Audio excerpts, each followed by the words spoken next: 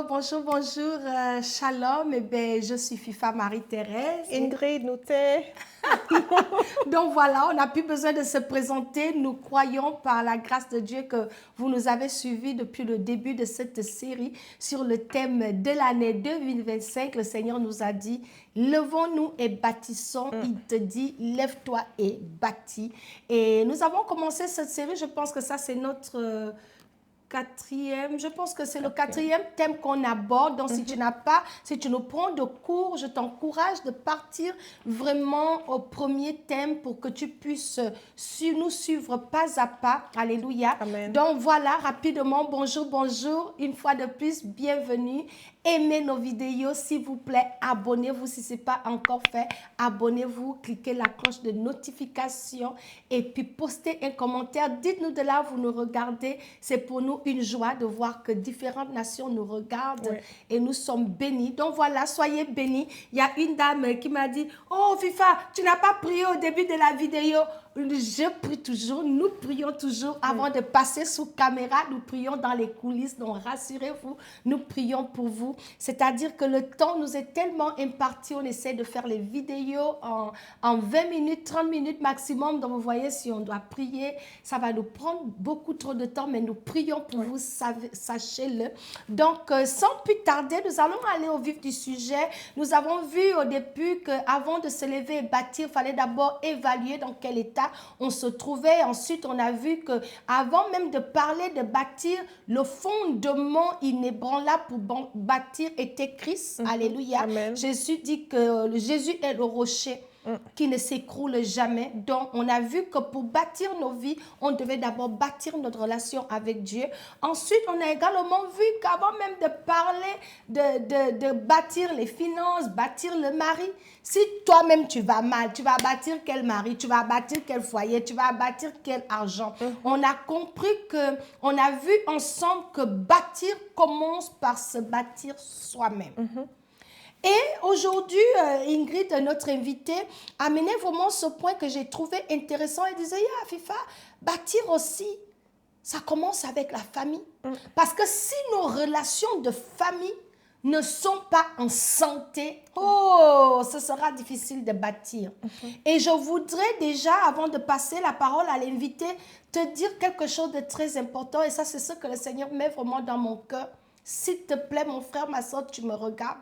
Ne tombe pas dans le piège de l'ennemi qui est un vendeur d'illusions, qui raconte des histoires aux gens. Oh, tu te suffis toi-même, mène ta petite vie. Il garde les gens dans l'isolation et dans la dépression. Ce n'est pas de Dieu, ce n'est pas biblique. Nous servons un Dieu de famille et de génération. Amen. Ça ne vient pas de Dieu, ce mensonge de cette nouvelle génération où on se trouve, ou même les chrétiens. Je ne sais pas qui nous inspire ce mensonge-là. Ingrid, je pense que le problème vient du fait que les gens ne lisent pas la parole de Dieu. Cette Bible-là, on doit la lire sérieusement. Parce que quand tu lis la parole de Dieu, tu vas réaliser que Dieu lui-même n'est pas un être solitaire. Dieu lui-même dans sa nature, la Bible nous dit qu'il y a 3 personnes en Dieu, Dieu le Père, Dieu le Fils, Dieu le Saint-Esprit. Donc ce qui monte dans mon esprit, je vais insister là-dessus. Dieu te dit 2025, mon frère, ma soeur, ne commets pas l'erreur d'être isolé, de te dissocier des gens, d'être dans ton coin. C'est un mensonge de l'enfer. On sert un Dieu de génération. Tu ne peux pas parler du Dieu d'Abraham sans parler du Dieu d'Isaac, sans parler du Dieu de Jacob. Jésus, même dans sa généalogie, lorsque tu lis la Bible, tu vas voir que Dieu prend la famille tellement au sérieux qu'on prend le temps dans la Bible. On te parle de la généalogie, comment Jésus est arrivé jusqu'à...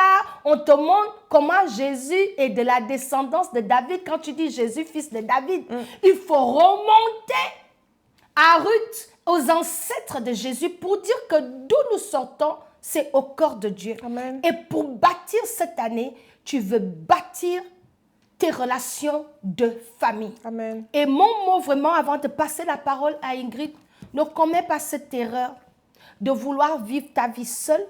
Trouve-toi une communauté, les gens qui vont t'équiper, t'orienter, te conseiller, parce qu'il y a de l'épanouissement à avoir une famille.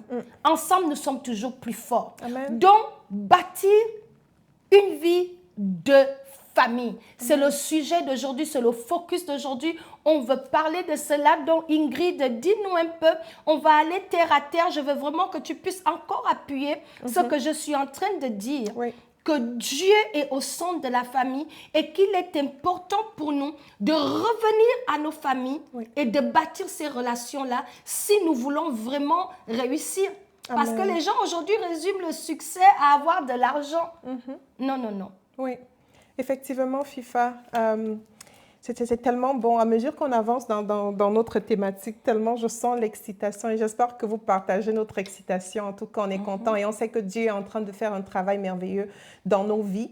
Et alors, aujourd'hui, on va prendre encore la pierre, le parpaing ou la brique vraiment de la famille ou le mur de la famille et on veut soit bâtir, soit rebâtir. Et c'est important de savoir aussi d'où on sort. La parole de Dieu dit qu'il n'est pas bon que l'homme soit seul. Amen. Tu vois, parfois on prend ce verset et on l'applique au mariage.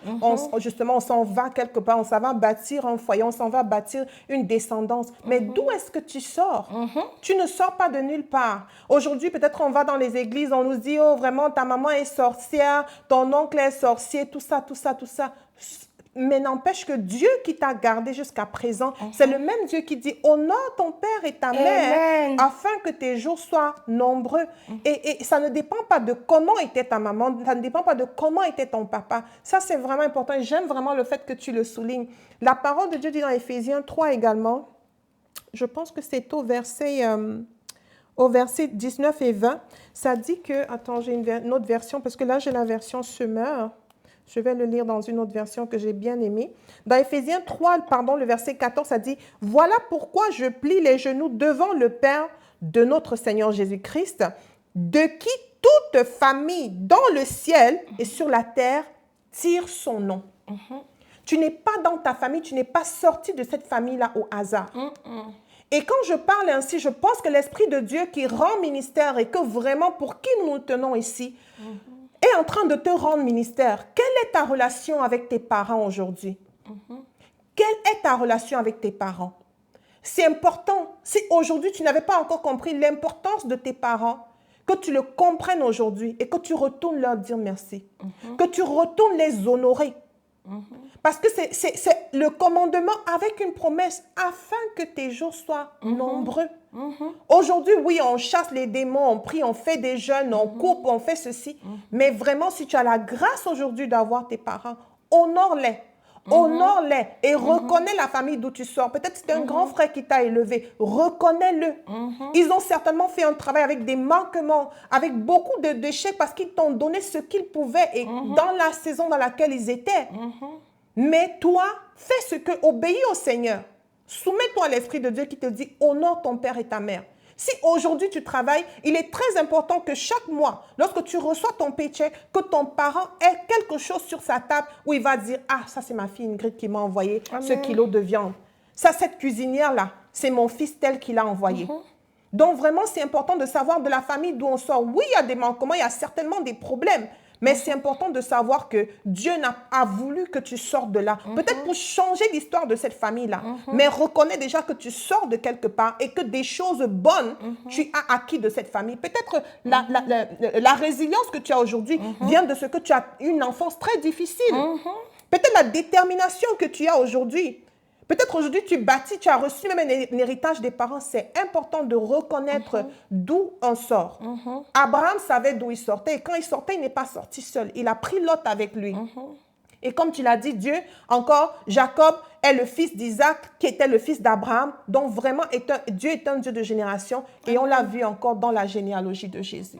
Donc voilà. Amen. Merci beaucoup, Ingrid. Donc, ce qu'on est en train de...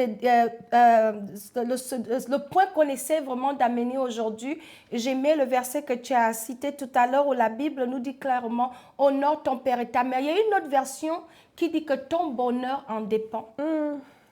Pour être heureux, pour bâtir le bonheur que tu cherches, deux fois, tu ne le vis pas parce que tu as maltraité tes parents, parce que tu les as déshonorés. Je disais à un jeune qui était ici pendant les temps de fête encore, pendant que je parlais avec lui, je l'enseignais justement le concept de l'honneur. Et une chose que je lui ai dite en rapport avec ce passage-là, je lui ai dit, écoute, même si tes parents ne t'ont pas maudit parce que tu les as méprisés, parce que tu les as déshonorés, sache que Dieu qui veille sur sa parole pour l'exécuter va s'assurer que tu veux pas, il va s'assurer que cette parole-là s'accomplisse. Deux fois, les parents ne vont rien dire. Ta mère a fermé la porte, ils ont dit, ah, c'est pas grave, on te laisse comme ça. Mon frère, c'est mieux pour toi de retourner, aller régler les comptes avec eux. Parce que aussi longtemps que tu vas vouloir avancer et dire tu t'en fous de tes parents, tu as réussi toi-même, ta mère est sorcière, c'est ton père qui te bouffe, tout le monde nous bouffe, le diable lui-même nous bouffe. Mais on est ici pour obéir à la parole de Dieu qui nous donne ce temps. C'est un commandement et c'est le premier commandement accompagné d'une promesse. Donc on ne peut pas envisager bâtir une vie réussie si tu méprises tes parents. Tu ne peux pas aller vouloir expérimenter l'honneur dans ton mariage lorsque tu as déshonoré tes aînés. Ça va te suivre parce que ce qu'un homme aura semé va récolter. Tu es parent aujourd'hui, tu veux que tes enfants t'écoutent, tu veux que tes enfants t'honorent. Attention, il ne faut pas t'attendre à ce que tes enfants t'honorent lorsque toi-même tu as échoué d'honorer tes propres parents parce que c'est une question de temps. Veux pas là. Ce qu'on sème, ça nous rattrape toujours. On ne peut pas s'aimer les patates et puis vouloir manger les oranges. Donc c'est le déshonneur que tu as déshonoré tes parents là qui va te rattraper tôt ou tard. Et ça ferme aussi des portes. Ingrid, c'est très important que les gens comprennent que certaines prières, tu es là où tu es aujourd'hui et tu as l'impression que le ciel est fermé sur toi. Tu n'arrives pas à bâtir ta propre vie. Tu es bloqué à tous les niveaux. Deux fois, ça te prend seulement d'aller mettre la vie en ordre, aller demander pardon, aller te réconcilier avec ton père et ta mère. Et tu vas voir que tu n'auras même plus besoin de prière. Les portes vont s'ouvrir. Aussi longtemps que tu n'auras pas réglé tes histoires de famille, sache que ça pèse sur toi comme ça. Et si tu veux enlever l'embargo sur ta vie, commence avec la réconciliation. Va honorer ton père, va honorer tes parents. Prends soin d'eux. Ce qui va m'amener à notre dernière question, Ingrid. C'est vraiment, quelqu'un m'écoute et se dit, ah, FIFA, moi, ma famille m'ont fait du mal. Vraiment, mes relations de famille, c'est gâté. Ma tante, c'est une grande sorcière. Oh, mon père même, c'est un rosicrucien parce qu'au Gabon, en Afrique, tout le monde est sorcier. Ah, le prophète dit que c'est ma mère qui bloque mon mariage. Ah, l'homme de Dieu a dit que mon père, c'est un grand sorcier de la famille dont je les ai bloqués.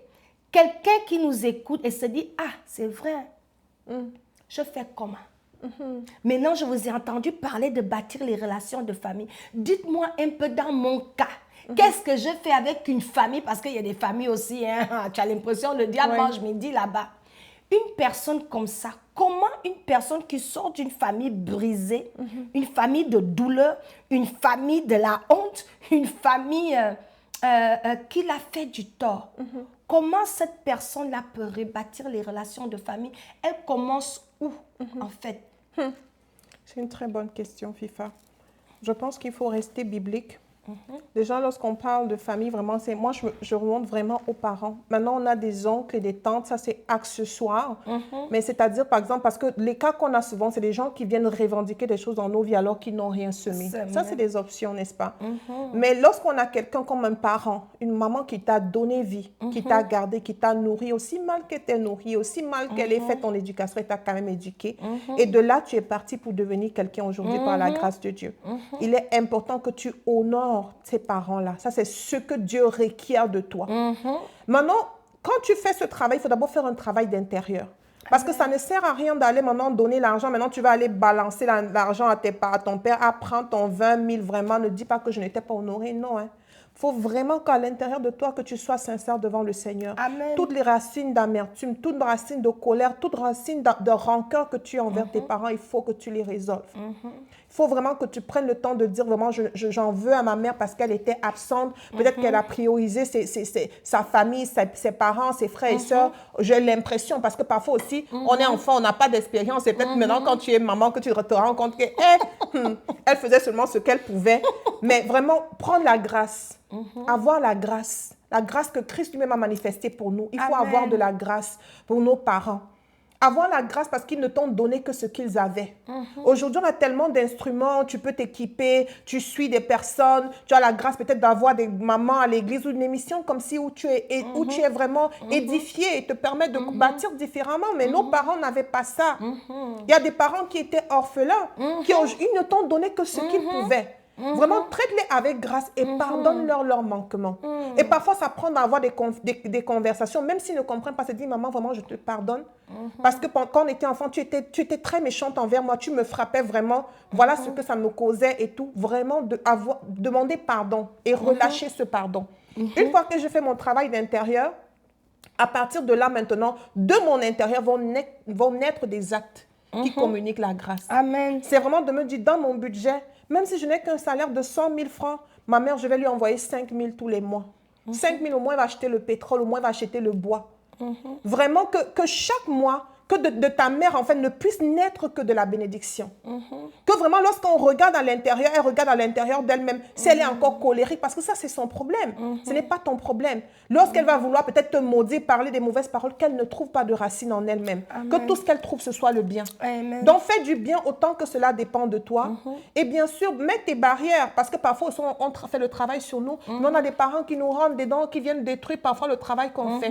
Du moment où tu n'as pas de l'amertume, où vraiment, toi, tu fais ce que ton devoir, maintenant, la relation, on va la rebâtir au fur et à mesure aussi de la disponibilité de l'autre. Mais ce que moi, je peux faire, je le fais. C'est-à-dire, je les honore non seulement en leur relâchant dans le pardon et tout, mais aussi en donnant. En donnant, parce que honorer, c'est donner. Honorer, vraiment, c'est donner. Tu ne peux pas honorer, tu dis, tu honores dans ton cœur, tu as un salaire d'1 million et jamais ta mère ne voit la couleur de... Même si elle a 1 milliard, elle aussi à son tour, il faut que de ton 1 million sorte quelque chose qui va dire, maman, je t'honore, voilà ce que j'ai pour toi. Et c'est un devoir. Amen. Et c'est vraiment un devoir. Amen. Amen. Merci beaucoup Ingrid. Pendant qu'Ingrid parlait, dans mon esprit, ce qui venait, c'était vraiment la question du rejet. Beaucoup de gens sont en colère contre leurs parents parce que papa ne m'aimait pas, mon père m'a abandonné, ma mère était absente. Je reviens encore là-dessus. Nos parents eux-mêmes, parce qu'on oublie le fait que nos parents ont grandi avec des lacunes. Aucun père, tu ne peux pas donner ce que tu n'as pas. Nos parents n'ont pas reçu de l'affection. Parmi eux, ils ont grandi avec des parents absents. Ils se sont formés eux-mêmes. Donc, c'est le peu qu'ils ont ramassé à gauche, à droite, un peu qu'ils vous ont aussi donné. Donc, on doit avoir de la place pour la grâce. Pour cette grâce-là. Aujourd'hui, les enfants regardent la télé, tu suis un bon film Hollywood et tu vois les parents qui font les câlins. Ma mère n'a jamais fait les câlins, ma se laisse tomber. Hollywood, c'est les montages. Ce n'est pas parce que Hollywood, ils ont bien fait un montage, c'est un film, ils jouent un scénario. Ce n'est pas leur réalité. Les familles brisées, c'est partout. Dans toute la Bible, lorsqu'on lit la parole de Dieu, c'est une histoire de famille brisée, de rejet, de péché, de séparation. Et c'est l'œuvre du diable de détruire les familles. Mais le plan de Dieu était l'unité. Amen. C'était vraiment que on soit ensemble, qu'on soit un. Donc, je veux que tu puisses comprendre que si tes parents ne t'ont pas donné de l'amour, c'est pas parce qu'ils ne t'aimaient pas, mais c'est tout simplement parce qu'ils ne savaient pas comment manifester. Surtout nos parents africains, ils vont te montrer qu'ils t'aiment en te payant l'école, en te donnant les instructions. Faut pas avoir les copains, faut éviter. C'est comme ça, c'est ça qu'ils savent. Vous comprenez? Parce qu'eux aussi n'ont pas reçu l'affection, les câlins. Bonjour ma chérie, mon bébé, bisous, bisous. Si aujourd'hui, là, avec Internet, tu regardes, tu vois un peu que donc c'est comme ça la famille se passe. Mais de toi à moi, remontons dans les années 60, 70, je ne sais pas, avant que nous on ne naisse. Tu penses qu'à cette époque-là, les papas avaient le temps, même les mamans avaient le temps de chercher bisous câlins. Il n'y a pas le temps de s'embrasser. Il y a beaucoup de personnes, on n'a pas de souvenir d'avoir vu un père embrasser sa femme, ni attraper même la main de sa femme. Dites-moi, retournons derrière. Les mamans étaient occupées à être dans les champs. Quand elles rentrent, elles s'occupent des enfants. Donc, il n'y avait même plus une connexion. Les mamans même ne restaient même pas à côté du chéri comme nous on fait aujourd'hui. On attrape la main. Maman était à la cuisine. Papa lit le journal. Il est au travail. On ne voyait jamais ce qu'il faisait. On voyait seulement les bébés. Donc, ils ont toujours vécu l'amour caché. Ils n'ont pas su l'exprimer. Donc, pour quelqu'un qui se sent énervé parce que tu te dis tes parents ne t'ont pas aimé, je vais te dire s'il te plaît, de grâce, essaye de comprendre que demande à ton père et ta mère, ils ont grandi comment? S'ils n'ont pas reçu bisous câlins dans leur maison et qu'on les tapait chaque jour, ils auront tendance à taper. Tu donnes ce que tu as. Tes parents t'ont élevé dans une violence absolue. Tu fonctionnes dans la violence. C'est la grâce de Dieu qui nous dit maintenant que non. Dieu ne veut pas qu'on soit abusif. Toi, maintenant, tu es exposé à la parole de Dieu. Oui. Nos parents anciens, bon, ma mère était éduquée, je vais aller à l'époque de ma grand-mère. Elle n'allait pas à l'école. C'est quelle dit ma grand-mère va lire pour comprendre qu'il ne faut pas être violent, il ne faut pas crier sur les enfants. C'est la grâce de Dieu qu'il faut aujourd'hui que même nous, la nouvelle génération, on s'agisse parce qu'on comprend que Dieu est amour et que l'amour est manifeste. Donc, on est en train d'ajuster notre style d'éduquer, d'élever les enfants. Donc, je veux vraiment te dire pardon à tes parents. Ils t'ont donné ce qu'ils avaient. Et toi, aujourd'hui, tu recherches l'amour parce que tu découvres maintenant l'amour, tu sais lire, tu es éduqué. Nos parents n'étaient pas éduqués. Parmi eux, là, c'était des illettrés. Ils n'avaient pas Internet, ils n'avaient pas Instagram pour voir les familles qui se font des bisous. Dans ce livre, je parle de mon histoire de rejet. Ingrid, je veux amener cette histoire-là ici pour dire que tant qu'on ne règle pas nos histoires de famille de rejet, ça pèse sur nous. Oui. La famille élargie, les coups qu'on a reçus dans la famille élargie, si on ne gère pas ça, quand on vient maintenant dans notre famille restreinte, papa, maman, enfant, on soulève les bagages, on amène ça dans notre famille restreinte. Donc, il est important de vraiment examiner ces causes. Qu'est-ce qui fait que le cercle familial chez toi aujourd'hui ne marche pas? Pourquoi es-tu fâché contre tes parents? Et puis, Ingrid disait, il faut donner de l'argent. Je pense que l'argent ne suffit pas. Les enfants aujourd'hui n'appellent pas les parents même pour dire bonjour. Oui, oui. L'affection. Toi aujourd'hui tu comprends qu'il faut donner l'amour. Donne l'amour à ta mère. Ah maman, je t'aime. Écris une lettre d'amour. Fais des petits cadeaux. Passe du temps avec ta mère.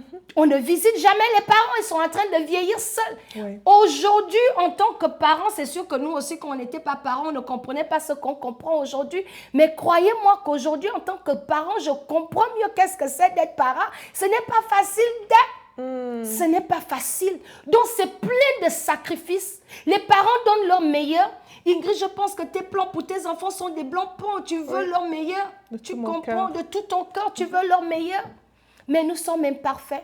Les parents font des erreurs. Toi aussi, tu fais des erreurs. Marchons dans la grâce. J'ai grandi sans père et je vais bénir le Seigneur. Dans ce livre, je partage cette histoire-là. Si tu n'as pas encore eu la copie, prends une copie. Tu vas lire mon histoire de rejet avec mon père qui a vraiment été une histoire difficile.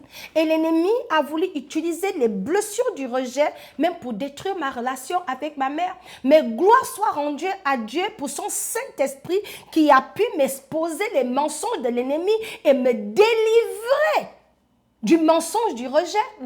Donc le rejet était mensonge. Il faut savoir que la volonté du diable, il ne vient que pour voler, détruire et tuer. Mais le plan de Dieu, c'est la restauration. Et c'est possible de restaurer nos relations de famille si nous le voulons vraiment. Et il y a de la grâce est disponible. Moi, j'ai envoyé de l'argent à un père qui n'a jamais payé un bonbon pour moi. Je suis allée rendre visite à un père qui n'a jamais payé un billet d'avion pour moi, qui était quasiment absent dans ma vie. Mais avec la grâce de Dieu et la liberté de la parole de Dieu, j'ai compris que c'est grâce à lui quand même je suis en vie et que Dieu voulait que je l'honore. Parce que les parents peuvent être des missionnaires, mais si ton père n'avait pas rencontré ta mère, tu devais être en vie. Nous leur devons cela, du moins même par le fait que nous soyons en vie grâce à eux, malgré leurs limites, regardons leurs sacrifices et apprécions le fait qu'ils nous ont donné la vie et honorons-le pas parce qu'ils le méritent, honorons-le parce que c'est un commandement. C'est Dieu qui nous demande de le faire. Donc, honorez vos parents. Je vais donner le mot de fin à Ingrid. Mais moi, je m'arrête ici et vous encourager, vous dire la grâce est disponible. Vous êtes capable. Trouvez la force dans votre cœur de faire table rase et de commencer 2025 dans vraiment cet élan de réconciliation. Alléluia. Donc voilà, soyez bénis. Ingrid, je te passe la parole.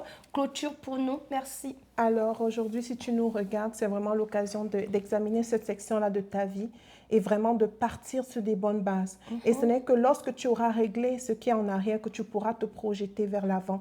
Et tout ça, c'est avec l'aide de Dieu. Je sais qu'il y a des histoires très, très difficiles, très pénibles, mais ce n'est qu'en Christ et par son esprit qu'on puise la force pour faire ce qu'on fait, pour pardonner, pour renoncer à l'amertume et à vraiment toutes ces choses. On a parlé des parents aujourd'hui, peut-être c'est un aîné également, peut-être que toi, tu manques beaucoup de respect à tes aînés. C'est vraiment important de respecter les aînés. C'est important de reconnaître chacun à sa place et de valoriser les gens de nos familles. Donc vraiment, nous vous encourageons et nous savons qu'avec Christ, vous allez faire des exploits. Christ étant le rocher, vous bâtirez certainement des maisons qui sont fondées sur le roc et qui ne chancellent pas dans les intempéries. Soyez bénis. À la prochaine. Merci. Au revoir. Soyez bénis. Bye.